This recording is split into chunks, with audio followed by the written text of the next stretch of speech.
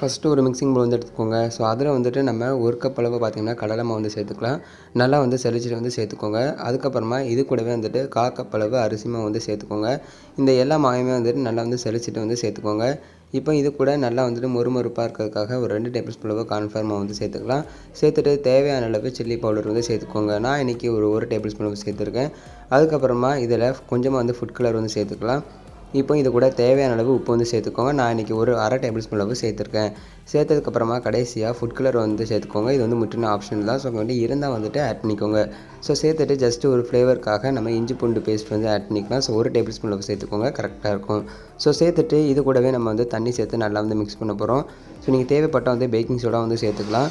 So baking soda சேர்த்திங்க அப்படின்னா நல்லா வந்து சாஃப்ட்டாகவும் கிடைக்கும். ஸோ நான் இன்றைக்கி பேக்கிங் சோடா ஆட் பண்ணாமல் வந்து உங்களுக்கு செஞ்சு காமிட்டிங்க. ஸோ இப்போ எல்லாமே சேர்த்துட்டு நல்லா வந்து இந்த மாதிரி வந்து கலந்து வந்து எடுத்துக்கலாம் பாருங்கள். ஸோ ரொம்ப வந்து கெட்டியாக இருக்கக்கூடாது. ஸோ இந்த அளவுக்கு பார்த்திங்கன்னா இருக்கணும். இதுதான் வந்து கரெக்டான கன்சிஸ்டன்சி. ஸோ அதுக்கப்புறமா கேப்சிகமை இந்த மாதிரி சின்னதாக வந்து கட் பண்ணி வந்து எடுத்துக்கோங்க. ரொம்ப வந்து சின்னதாக கட் பண்ணக்கூடாது. ஒரு மீடியம் சைஸ் அளவு நம்ம வந்து கட் பண்ணி எடுத்துக்கலாம். இப்போ நம்ம கட் பண்ணி எடுத்த கேப்சிகமை அந்த மாவில் வந்து டிப் பண்ணிவிட்டு ஒரு நல்லா வந்து ஆயில் வந்து ஒரு பேனில் ஹீட் பண்ணிக்கோங்க. ஸோ ஆயில் வந்து நல்லா ஹீட் ஆனதுக்கப்புறமா நீங்கள் லோ ஃப்ளேமுக்கு ட்ரான்ஸ்ஃபர் பண்ணிவிட்டு அதுக்கப்புறமா இந்த கேப்சிகமை அந்த மாவில் டிப் பண்ணி நம்ம வந்து ஆட் பண்ணிக்கலாம். ஸோ இது பார்த்திங்கன்னா வேகிறதுக்கு ஜஸ்ட்டு ஒரு 1லேருந்து 2 நிமிஷம் வரை தான் எடுக்கும். ஸோ நீங்கள் கொஞ்சம் லோ ஃப்ளேமில் வச்சு வந்து நம்ம நல்லா அந்த பொரிச்சு வந்து எடுத்துக்கலாம். ஸோ பார்த்திங்கன்னா அது கலர் வந்து லைட்டாக வந்து சேஞ்ச் ஆகிருக்கும். ஸோ இந்த ஸ்டேஜில் நீங்கள் வந்துட்டு எல்லாத்தையுமே வந்து எடுத்துருங்க.